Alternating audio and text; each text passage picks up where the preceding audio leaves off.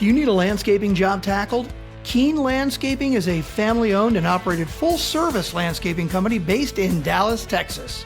Anything from property restoration and tree pruning or removal to landscape design, construction, and installation, Keane covers it all. They're also the official landscape company of the Dallas Stars. Learn more at KeaneLandscaping.com. Again, that's Keane landscaping.com. Welcome back. This is Parker's MMA podcast. In this week's episode, we're going to cover UFC Russia. Had a couple big fights at the top of the card. You had Zabbit taking on Calvin Kattar. Then we had Greg Hardy stepping in on short notice against Alexander Volkov. Those were two good fights. And then the rest of the card, is a lot of no-name, very, very talented Russian fighters, but we had some really great highlights, so we'll kind of run through those. And then in the MMA world this week, there was craziness going on. So we're going to dive into some current events, break all that down. So a lot to go over. Episode number 13 this week, Parker's MMA Show. Let's go. Welcome to Parker's MMA Show. If you want to learn about all things going down in the fight world, you've come to the right place. Each episode, your host Parker Keane will take a deeper dive into the always entertaining world of sanctioned fist fighting. Now here's your host, Parker Keane. Alrighty, welcome back. Cold day here in Dallas, Texas. Got my hot toddy, Irish coffee, and ready to rock and roll. So I want to get started this week, just briefly going over UFC Russia. It was a good card overall, some really good fights. The Zabbit versus Calvin Kattar fight, that was the one I was most looking forward to. Yeah, so for Calvin Kattar, kind of tough draw. This fight was moved originally from Boston, which is his hometown, to Moscow, Russia, which is, home to Zabbit. Zabbit's from Dagestan, same place that Khabib's from. Overall, I thought it was a good fight. This was, to me, kind of the number one contender fight at featherweight. Calvin got started a little slow. He just kind of got outpointed by Zabbit the first two rounds. Zabbit, in the first round is unbelievable. The pace he puts on, the variability of his striking, just how talented overall he is. He's a very, very impressive fighter. The only knock on Zabbit is he tends to fade later in fights, and I think he actually pulled out of the Boston fight originally because he was dealing with some sort of staph infection, I believe. So Zabbit gets this done with the decision. Round one, I thought Calvin was throwing the bigger shots. Zabbit just did a really, really good job of keeping him at range, kind of keeping it kickboxing range, not letting Calvin get in close and get into boxing range where he's good, where he can really put combinations together. Yeah, he was able to kind of control the fight in the first round. In the second round, I thought Calvin started to pick up the pace a little bit. Zabbit's, movement is just really, really nice. I think in the second round is when Zabbit had that really nice takedown. It was kind of inside trip takedown. It's just really, really nice move. He just does some super kind of unorthodox stuff. I thought Zabbit was flowing really well, but Calvin was starting to pick it up a little bit. So after two, I really had it Zabbit 2-0. The third round, Calvin really started to pick up the pace and bring the heat, which is what I thought he needed to do the whole fight to make this competitive. Yeah, but in the end, Zabbit was just able to outclass him, really. He was just able to stay away from the danger. He did fade towards the end, and I thought that round three could have went to Calvin. This was a main event fight. Usually they're 5-round fights. For whatever reason, this was only a 3-round fight. So there was a little bit of controversy about that. But the bottom line is, Calvin knew that it was a 3-round fight. He needs to bring it, round 1, 2, and 3 and not wait till the third round to try to push the pace. So there's really no controversy there. The bottom line is they signed up for a 3-round fight, not a 5-round fight. Zabbit did fade a lot. So I think that's the big question for his next fight. Is he ready for a Max Holloway? Is he ready for Alex Volkanovski, whoever gets that win in December? And I guess we'll have to see. He's kind of gassed in, this fight for sure, kind of towards the into the third round, he seemed to be slowing down quite a bit. Jeremy Stevens' fight, he gassed a little bit. And then he had that great fight with Kyle Bochniak. So, yeah, I don't know. That I guess is the big question, for Zabit's next fight. We'll see. Max is obviously able to put an amazing pace on you, and so is Alex Volkanovski. So that'll be interesting to see if they give him that title shot next. I think what I would like to see for him next is maybe beginning of the year, him get matched up against Yair Rodriquez. I think that would be stylistically just an amazing fight. You could use that as the headliner of a fight night or something like that, or add it to one of these big pay-per-views. If they could put that card or that fight on the Conor McGregor card in January, I think that would be great for both of these guys. Both of these guys are super talented and they're on the rise. Yair Rodriguez, obviously from Mexico, Zabit from Dagestan. So both of those people, both of those fan bases will get behind these guys. So that's the fight I would like to see next, and that can kind of serve as the title eliminator at featherweight. Max and Alex Volkanovski are fighting December the 14th, I believe, on that big Vegas card. So I think that would time up well. Maybe set up for a huge featherweight fight sometime in the spring, March, April, something like that. So that's what I would like to see next for Zabit. I just don't think he's ready for the pace that Max Holloway would put on him if Max can get past Alex Volkanovski. Volkanovski, if he's able to get it done against Max, which I don't think he will, although I do think it's going to be the toughest test that Max has had so far. I just don't think he's at that level. I don't think anyone right now can beat Max Holloway at featherweight. So that's what I would like to see next, Zabit versus Yair Rodriguez, January. Like I said, if they could put them on that card with Conor McGregor, that would get them huge exposure, and that would be awesome for the UFC and those two guys. And I think both of them really need one more fight to kind of prove themselves before they're ready for Max Holloway in that championship fight at featherweight. For Calvin Kattar, he's a tough guy. He's been on the rise the last couple of years. I think he'll bounce back. He's not going to fall tremendously. I think he'll fall somewhere, around the top 5. A fight against maybe Jeremy Stevens would make a lot of sense. Two guys that are going to get in there and bang and mix it up. So that's what I'd like to see for Calvin Kattar. I think he's a talented guy. He's got great boxing, great power. You've seen what he's done to people like Ricardo Lamas, his last couple fights with the brutal knockouts. So, no big loss there for Calvin Kattar. I think he's right there at featherweight, and I think he'll get another crack towards that title here in the next couple of years if he can put a couple wins together. But him versus Jeremy Stevens, to me, is a great matchup. That's a no-brainer for the UFC. Two hard-hitting guys at featherweight. I would love to see that. The co-main event was Greg Hardy versus Alexander Volkov. This was a huge step up in competition for Greg Hardy. Yeah, Greg Hardy, there's been a lot of people, kind of talking shit about Greg Hardy, saying he's not ready for the big show, and the UFC's hiding him from competition, and obviously he's got a checkered past. He's got the domestic abuse stuff when he was playing football, so all that's kind of been looming over Greg Hardy. This was his chance, on a big stage, co-main event, Moscow, Russia, against a Russian, to go in there and make a statement. And he just came up a little short.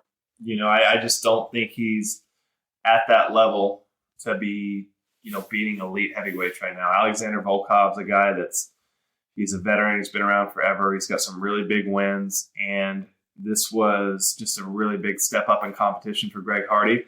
On the positive side, Greg Hardy didn't get just extremely outclassed. Kind of happened the way that I predicted it last week. I thought Greg Hardy would just lose a 3-round decision. And that's what happened. He just lost a 3-round decision. He got outpointed by Volkov. And really Volkov was able to just avoid, Hardy's power. It actually looked like Hardy broke his hand maybe in the second round. So he wasn't able to use that big right, but he was still coming after Volkov with big shots, big left hooks. He's a super athletic guy. I think, obviously, to be an all-pro in the NFL, you're super athletic.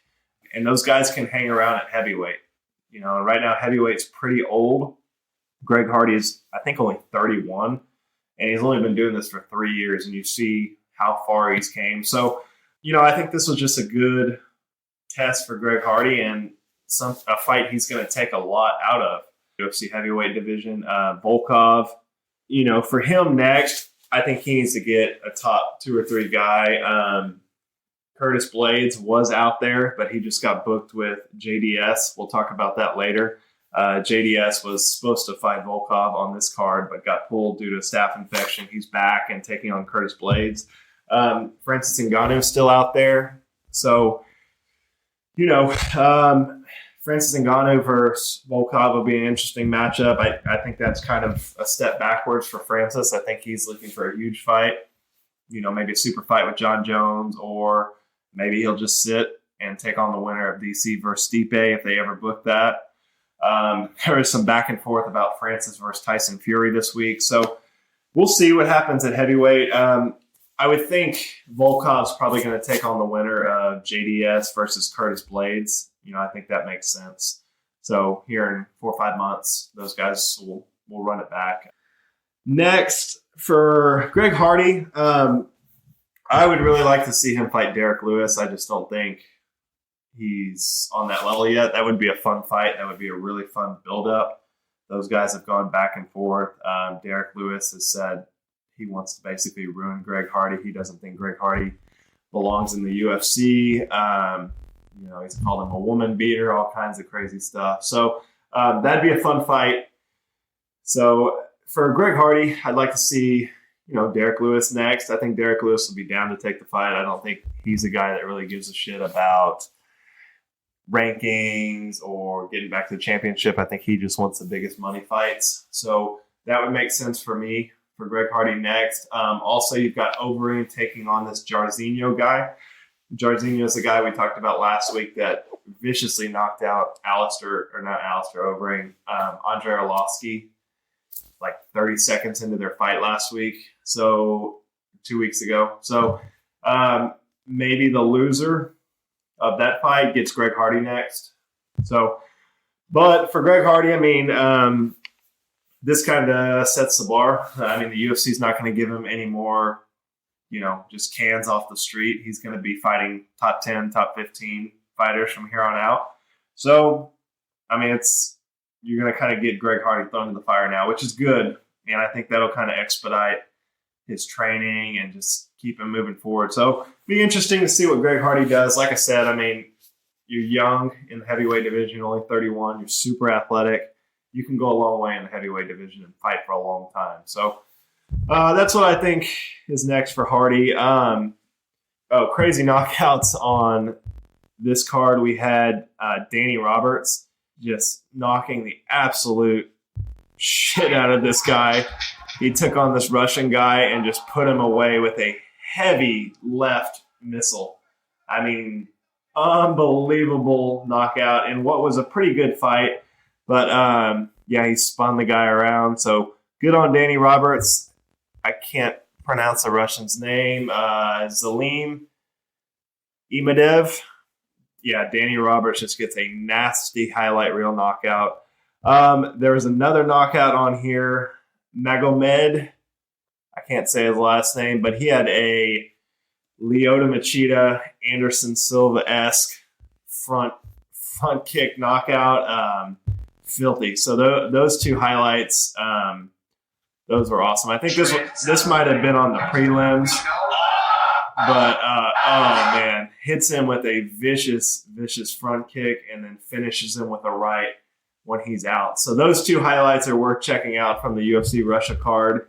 Also, you had McGregor going back and forth. Of course, anytime there's a fight, you're going to get McGregor chiming in, giving his 2 cents about the fight. So Khabib Nurmagomedov's cousin, let's see, his name is Abdubakar Nurmagomedov, who's Khabib's cousin. You had Khabib in the corner, and he gets submitted, and then Conor McGregor goes off on one of his Twitter benders. He goes, ha, shite bags. He tapped his forehead. If you can tap his forehead, you can punch his forehead. He quit. One quitter exposed. Tap. Forever a failure. Console him and then tell him he's cut. And then he went and deleted all the tweets like Conor does. So Conor, Khabib, still at it, almost a year after they fought. Conor just trying to stay in the headlight, in the headlines, just being Conor. Conor being Conor. I don't think Khabib responded. Why would he? He's at the top of the world right now. Conor's trying to get back in. So that was a highlight from UFC Russia as well. Conor McGregor inserting himself like he always does. All right, so that's pretty much it. Overall, pretty good card. What can I say? Midday card in Russia, you had some really good highlights. Obviously, the biggest winners of this card, probably Alexander Volkov, Zabbit. Both of those guys are going to be set up for really big fights next. So that was it for UFC Russia. Next, I want to dive into a couple upcoming fights that got booked, and then we'll get into main event, our current events. Current events this week were crazy. You had a lot going on. You had Nick Diaz, Nate Diaz going back and forth. Jorge Masvidal jumping in the mix.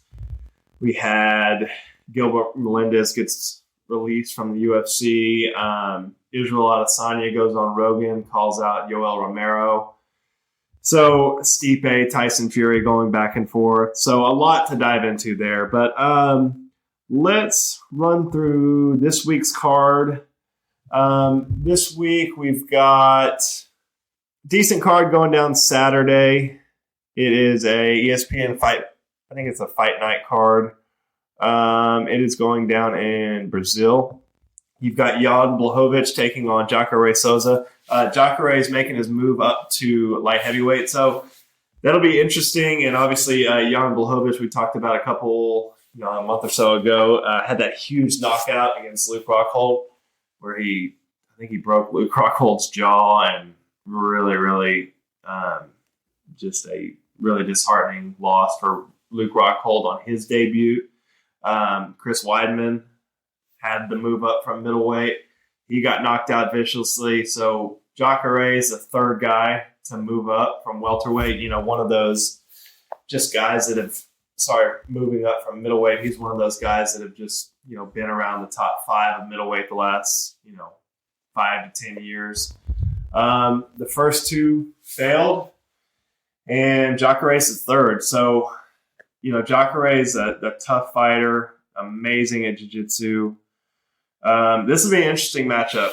Jan Blachowicz, he's wanting to make a statement that he's the next for that light heavyweight title fight against John Jones. So all these guys right now are chasing John Jones. I think it's really just up to who's going to come out and make the biggest statement and get John Jones' attention. That's the bottom line. So big fight at light heavyweight. They've got Jacare at number 8, Jan Blachowicz at number 6. Some decent fights on this card.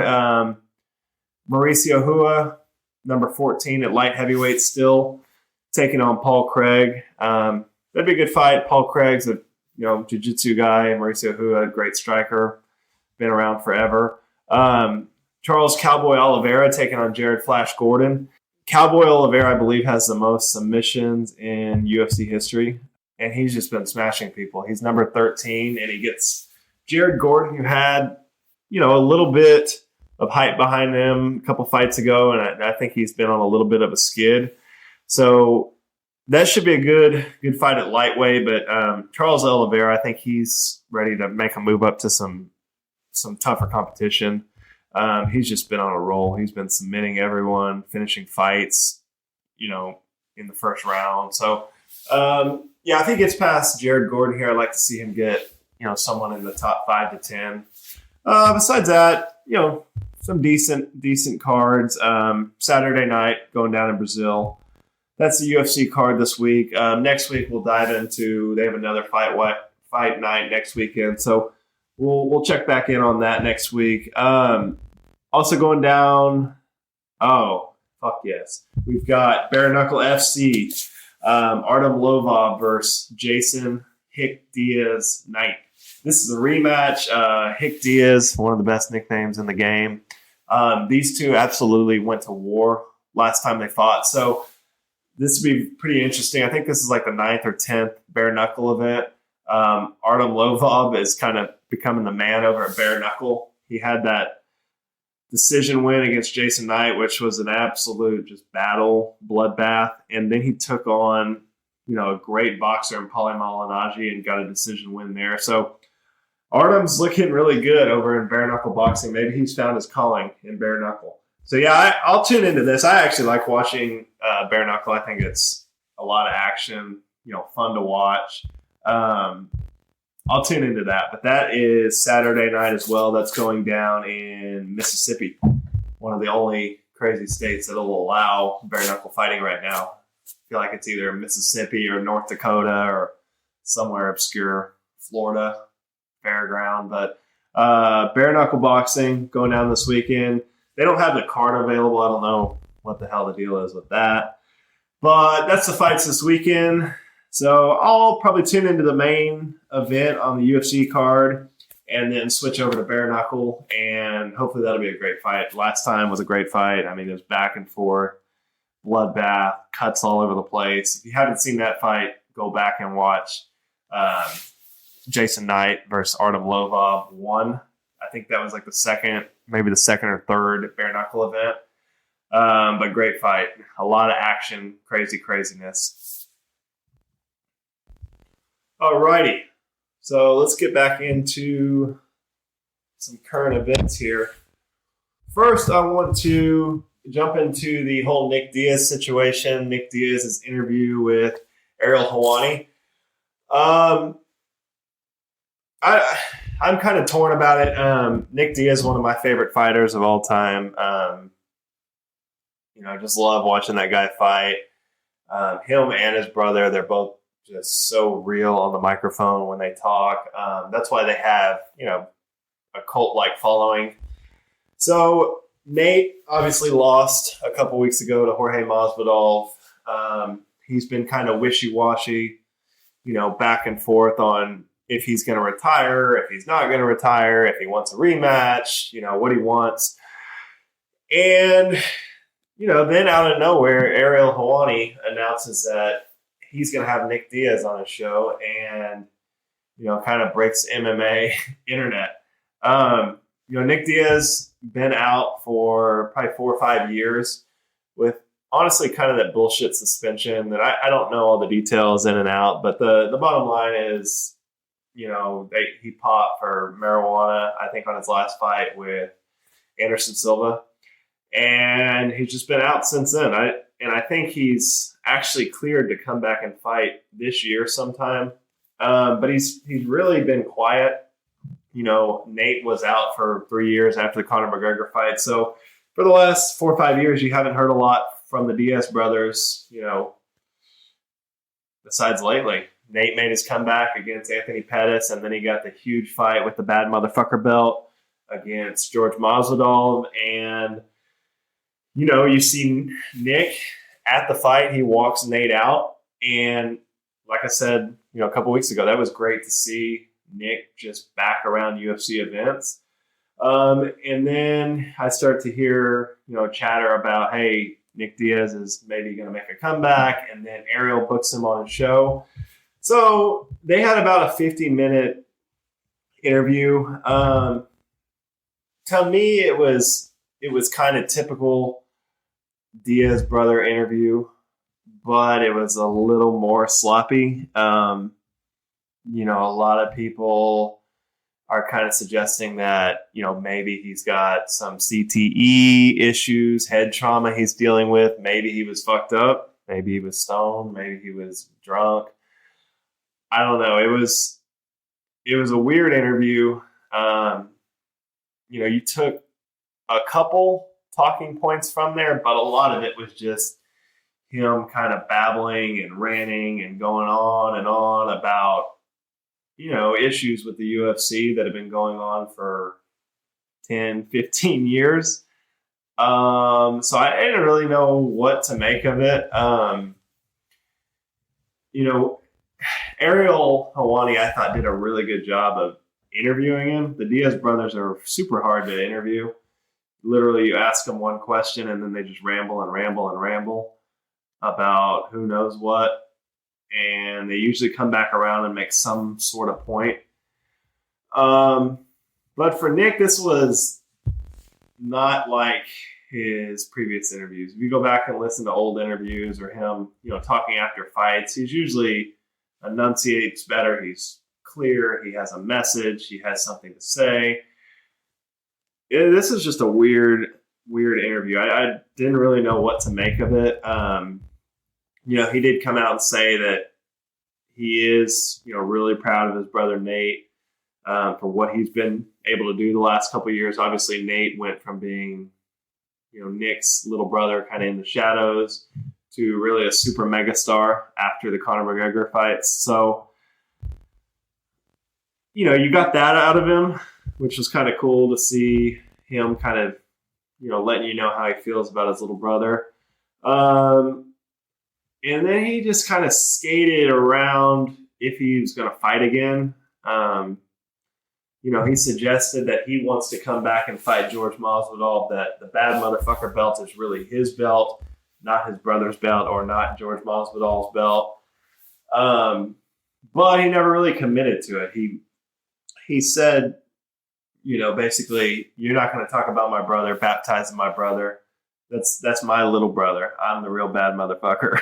So he kind of said that, and then he kind of said, I don't know if I want to fight. Absolutely, I don't want to fight. And then on and on. And then he gets back to, hey, the UFC should book me in Cowboy Stadium. So you really don't know what's going on in Nick's head. So I don't know. I was really confused. I watched the interview twice and then, watched some of the highlights. And I think he needs to get checked out and make sure he's good. Nick's been around forever. He was kind of a pioneer of the sports. He's taken a lot of damage. He's gone to war a lot of times. Robbie Lawler fight, BJ Penn fight, Anderson Silva, GSP. I mean, he's fought everyone, and his style, he gets hit a little bit, and the Diaz, they're known to be able to wear damage, but that adds up. They're getting older. Nick's 37 now.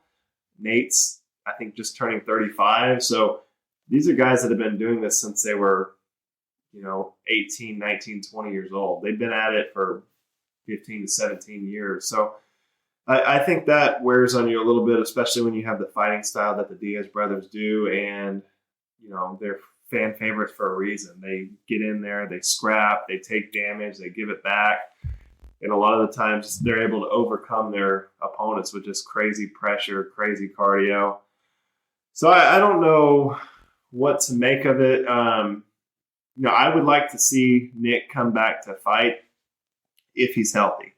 The last thing I want to see is Nick Diaz make a comeback. He's not healthy. His mind's not right, and he gets viciously knocked out by George Masvidal. I would not like to see that.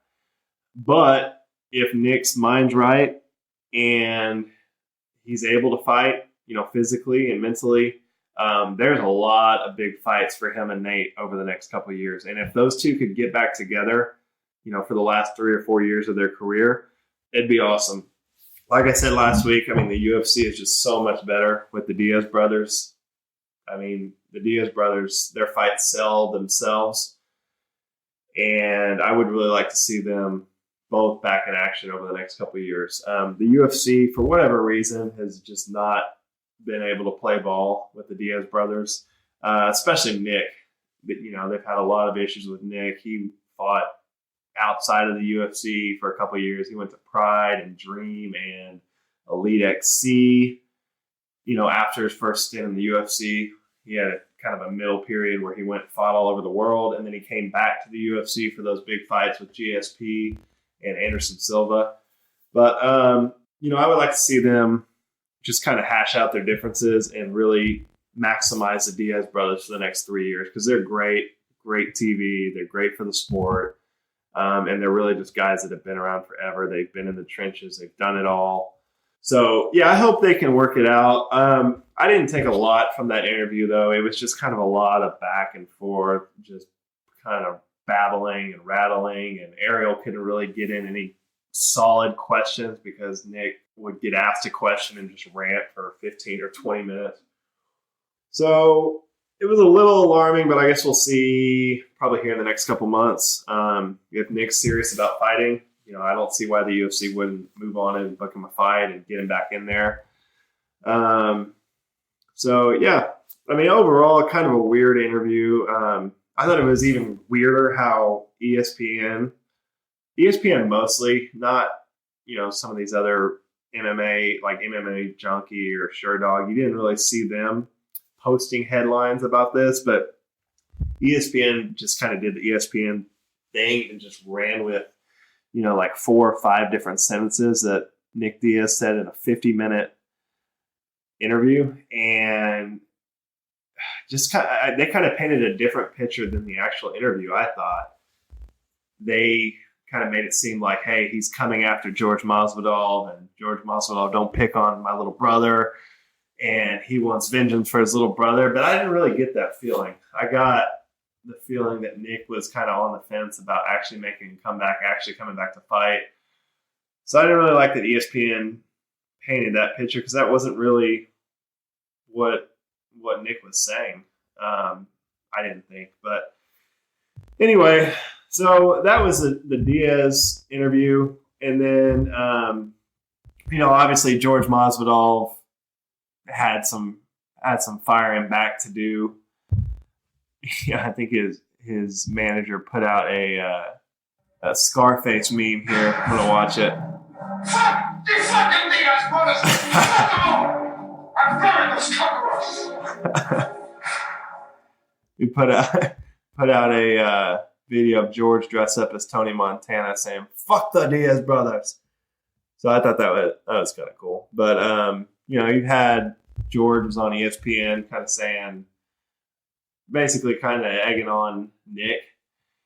So I don't know. That would be a big fight if that all works out and they could sell that fight. But I don't know. I think that's a tall task for Nick. Even Nick Diaz. I mean, he's been out 5 years to come back against Jorge Masvidal after the year he had in 2019. I think's a little crazy, but you never know. It's the UFC.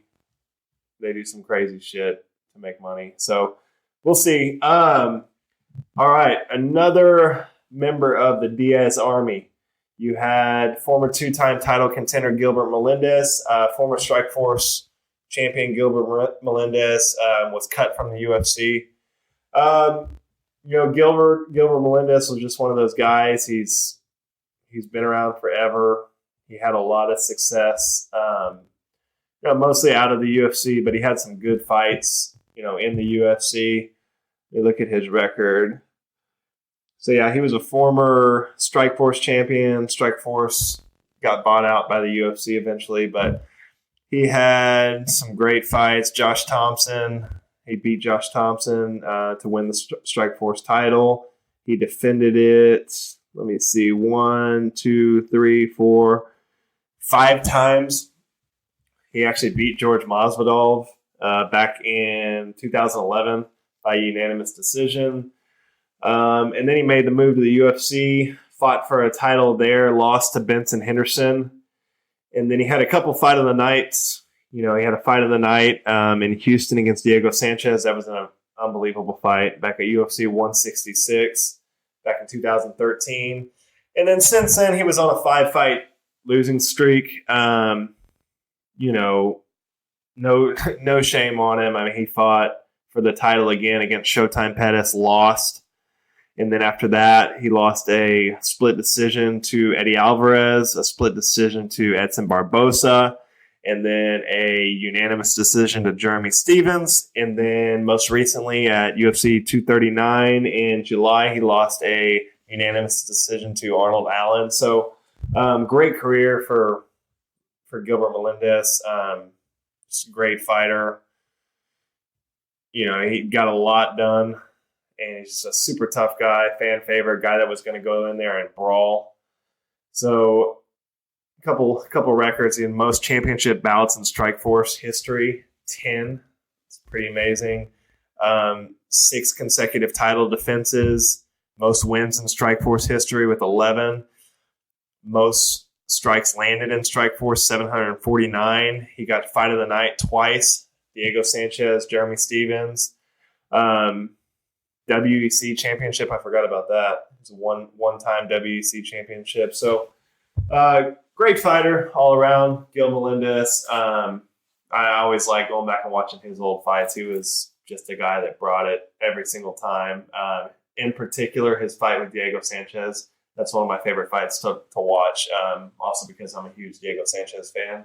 But that was those two guys in their prime, and they just got in there and absolutely got after it. So great career for Gil Melendez. He's set up now. I think he's doing some commentary with ESPN.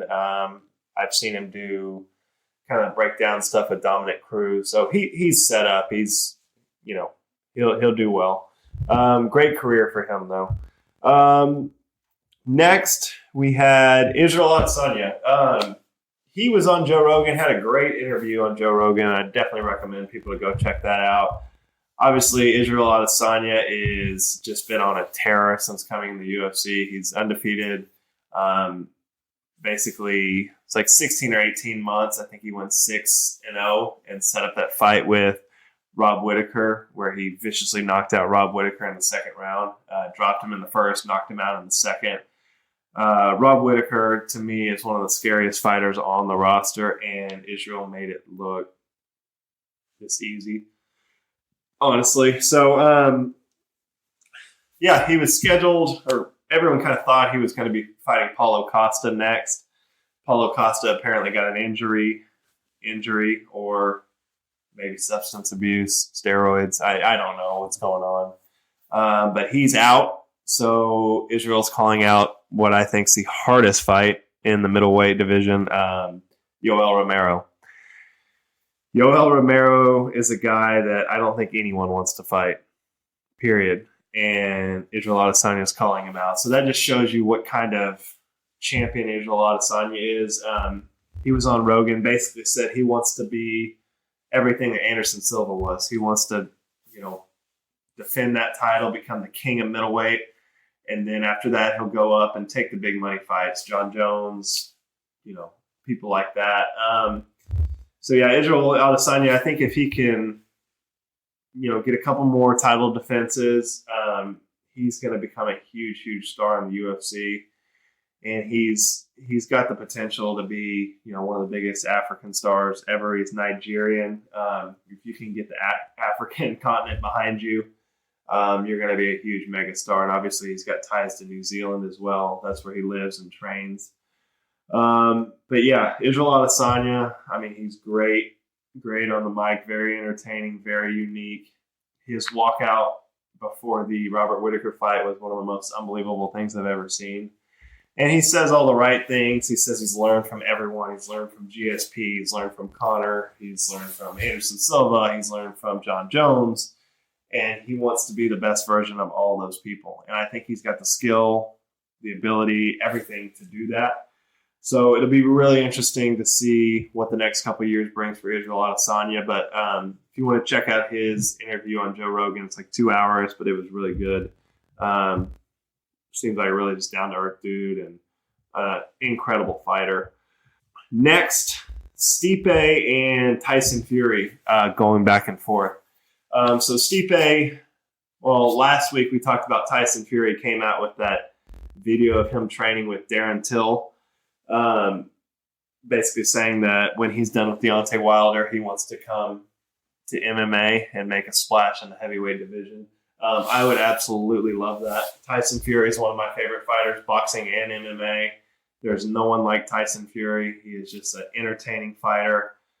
Every one of his fights are awesome. He's great on the mic. He gets on the mic and sings after every fight. He's great in the build-up.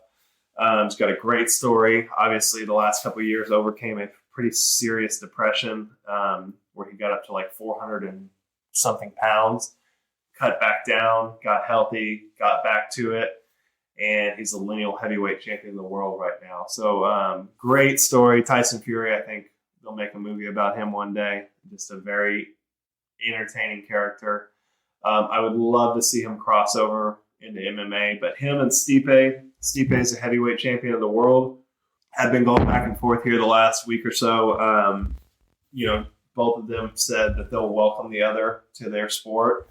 Also that they would go fight each other in, MMA or boxing. So yeah, this week, Tyson basically came out and said, hey, once I'm done with dismantling Deontay Wilder, I would love to fight Stipe in a boxing match. And then he had kind of hinted that he would return the favor. We had Stipe, Francis Ngannou, and Tyson Fury, the three of them really kind of going back and forth this week, saying that, they'll come fight one of them, like Francis would come fight Tyson in boxing, and then he would like a rematch in MMA. So if they could get that going between those three, I think that'd be really, really interesting. Obviously, Francis Ngannou is, pretty much the Deontay Wilder of the MMA world. He's just got crazy power. He's been knocking everyone out. Really, his only loss is to Stipe in a fight that Stipe was able to just weather the early storm, take him down, and just wrestle him to death for 4 rounds and really beat him up. And that was really the first person to expose Francis Ngannou. Besides that, he's pretty much been bulletproof. He's been knocking out legends. So, yeah, it'll be interesting to see what happens with those three. Tyson Fury's dad, I saw on Twitter. I'll play the little clip of him. The character, the sky is his limit. He'll embark on any journey. And Tyson in his own mind wants to conquer it all. In his mind, he's already beaten Deontay Wilder. February the 22nd is just unfinished business to get the right result when it's needed. But he's going to go down the wrestling route. He'll probably do that. He'll probably go into the UFC. He enjoys it. He looked at Beast the other night on them pads with Darren Till. Darren Till's an exciting fighter. It's all new grouping stuff, isn't it? For the paying public to watch and enjoy. And Tyson's the man to do it because he is a phenomenal character. And he is the best heavyweight in the world by far. Daniel Dubois, he'd been a new kid on the block. All the time Tyson's around, I'm going to be a man to beat him, especially his on form. So Tyson Fury's dad, John Fury, who looks almost identical to Tyson, came out saying that earlier this week. So, yeah, it'll be interesting to see what happens. Obviously, he's got a huge fight against Deontay Wilder coming up in February. I'm really looking forward to that. That's going to be just an awesome boxing match. But his training with Darren Till looked pretty legit. He was throwing some nasty elbows, and obviously his boxing is phenomenal. For how big he is, I think he's like 6'7" or 6'8". He moves, like Lomachenko. His movement is crazy. His boxing, his fundamentals are awesome. So it'd be interesting at least to see how that would transition to MMA. And then obviously he's getting into wrestling as well, the theatrics. He can sell a fight. So yeah, I'd really like to see that. I'll talk about it later, but my dream matchup would be Tyson Fury versus Francis Ngannou in MMA on a Conor McGregor card. Somewhere in Europe, even with Darren Till on that. That could sell out a stadium. That would be one of the biggest cards ever. So that'd be interesting to see how that goes. All right. Next, I want to cover the Rose Namajunas interview. That was interesting. I watched that today.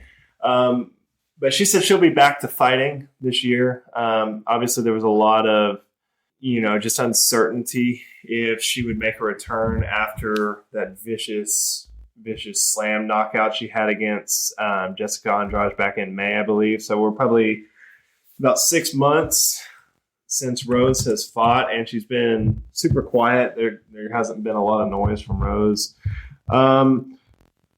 But she went on with Ariel this week and, talked for the first time in months, really, and just said that she's kind of found herself. She's getting back to where she was before that Brazil fight. Obviously, she was, she came through the ranks at at 115 at the strawweight division, and she had those just unbelievable fights with Joanna, who at the time, back in 2017 or so, Joanna was just the queen of strawweight. She was dominating everyone. And Rose had that unbelievable fight back in, I think it was UFC 217 in 2017. I was actually there. That was at Madison Square Garden, and she knocked Joanna out in the first round, and that just, shook up the world. That was unbelievable, and Rose became a huge star after that. She came back and fought Joanna again that next year. It was about a year, April of the next year in Brooklyn, and won a unanimous decision. So, Rose went from, rising up the ranks really, really quickly to getting just, the queen at the time of strawweight and just dominating her really back-to-back time. So I think, she was just super, super confident. And then after that, she said that the fire just kind of stopped burning. She kind of got to the top, became champion, and had done everything that she wanted to do. And fighting kind of got stale for her, and she, just kind of lost the passion. And then she has that fight against Jessica Andrade in Brazil. She's the champion. She goes down and fights a Brazilian in Brazil last May. And in the first round, just looked spectacular. She just was outclassing Jessica Andrade. She looked unbelievable. Her movement, her striking looked super fluid. And then the second round, Jessica Andrade clinches with her, picks her up, and Rose kind of gets stuck in a weird spot and gets slammed on her head and knocked out unconscious and loses her belt. And then since then, it's just kind of gone radio silent. No one's heard from her. She's been out of the limelight. And a lot of people, I think, speculated that she would retire and be done with fighting. But, she came back on Ariel this week. She said that she had basically faced a lot of her demons, and she's back. She wants to fight sometime early next year. I guess she reconnected with the coach, one of her first coaches, and kind of worked through a lot of the issues. And I think she's back. So that's really good news for the UFC. Rose is a superstar, even though she probably doesn't want to be a superstar. She's just super real. Always tells you how she feels. She's a beautiful girl with a shaved head and super marketable. She's just a great, great fighter, and she's an unbelievable fighter. So really interested to see her back. She said her goal is to be done fighting by the time she's 30. I think she's in her mid-20s. She's 27 years old, so 3-4 more years of fighting out of Rose would be awesome. But she says she's ready mentally, physically to take a fight and make a comeback. I think, she gets if she can get one win, she's right there to take on Weili Zhang or Joanna. A third fight, obviously, with Joanna would be massive if Joanna can get in there and beat Weili Zhang and get the title back. So I don't know. I'm really excited to see Rose make her return, but that was refreshing to hear that she's going to be back. Other updates. I listened to Ariel's interview with Woodley. Woodley obviously got really dominated by Usman and lost his title last year. He says he's back mentally, physically, ready to go. There's been a lot of talk about him getting matched up against Leon Edwards.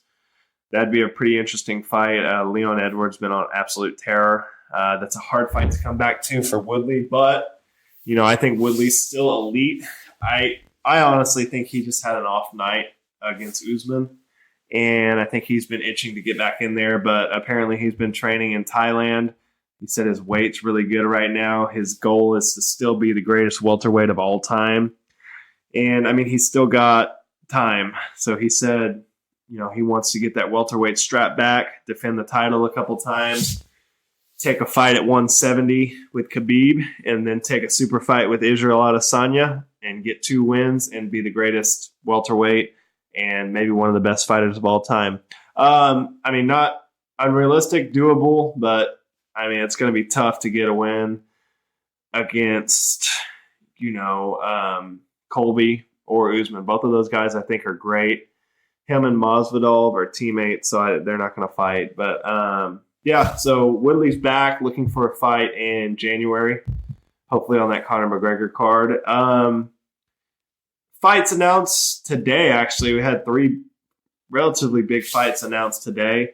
We had Frankie Edgar making his bantamweight debut against Corey Sandhagen. We've talked about Corey Sandhagen on here. Corey Sandhagen's been on an absolute roll. He looks unbelievable. Young guy in his early 20s, just skyrocketing up the ranks at bantamweight. But he's going to get a really, really big test against Frankie Edgar. Frankie Edgar is a veteran who's been around forever. This is going to be the first time fighting down at 135, which is, probably his natural weight, or, the weight class he should be fighting in.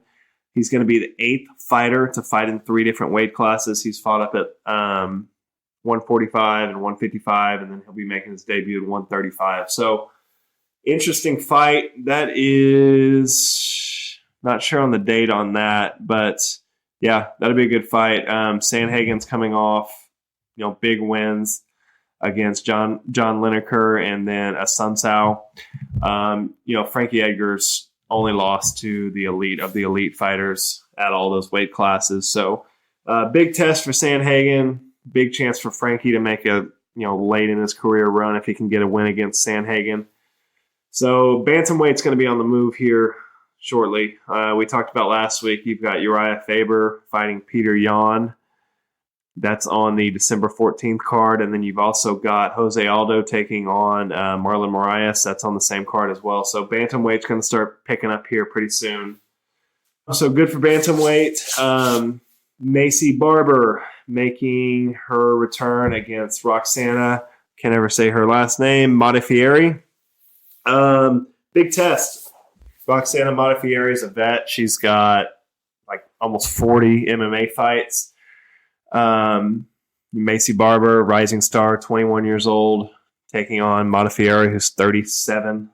So, big test for Macy Barber. This is going to be on the January 18th card. Allegedly, the card Conor McGregor is going to make his return on. So, big opportunity for Macy Barber here to keep that roll going. She's 8-0 overall, 3-0 in the UFC with a lot of finishes. This is a girl we've talked about, a couple times before on this program, but super, super talented. She's got a lot of potential. So it'll be very interesting to see, how she starts to put it all together and if she can get another win. If she can get another win, I think she's, probably 1 or 2 more fights away from a title shot. And I think she's going to be a really big star. So she's taking on Roxana Modafferi. Also announced today, JDS versus Curtis Blades. So this is going to be number 3, Curtis Blades, taking on the 4th ranked heavyweight in JDS. JDS, obviously, we talked about earlier, was pulled from that fight card against Alex Volkov, and Greg Hardy stepped in, but he's recovered, ready to roll, and he's set to take on Curtis Blades on January 25th. That's going to headline the North Carolina card. This is going to be the same night that Cyborg makes her debut against Julia Budd. So, big night. That'll be a big night of fights. But that's a pretty important fight in the heavyweight division. That's going to really get things moving. That's the number 3 and the number 4 taking a fight. I think the winner here maybe gets Francis Ngannou. So, big fight in the heavyweight division. Curtis Blades has been an absolute role in the UFC. He's got wins over Overeem, Mark Hunt, Alexei Oleinik. His only 2 losses are to Francis. He got knocked out viciously. I think it was like UFC Shanghai or somewhere in China. I remember watching it. It was like 6 a.m. or something. And then he lost an early decision earlier in both of their careers against Francis. So that's really his only 2 losses, and he's just kind of been steamrolling people. JDS, obviously, legend, former champion, been around forever. He's coming off his most recent fight was a TKO to Francis. He got knocked out. Before that, he looked really good. He knocked out the Black Beast, who's a top 5 fighter at heavyweight. And then before that, he knocked out Bam Bam Tai Tuivasa, who is one of my favorite heavyweights, up-and-coming heavyweight, young guy with a lot of power, a lot of potential. So JDS still doing it. Great fight at heavyweight.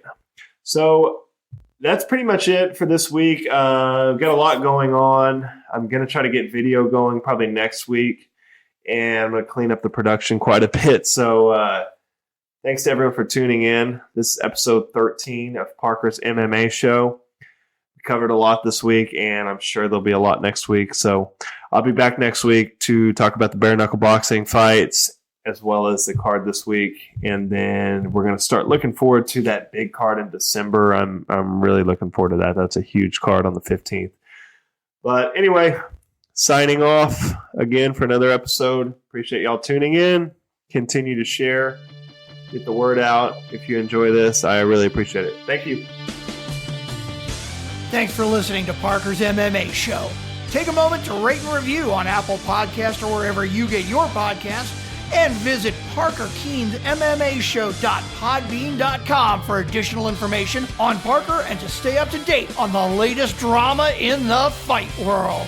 For more information and important links about today's episode, check out the show notes.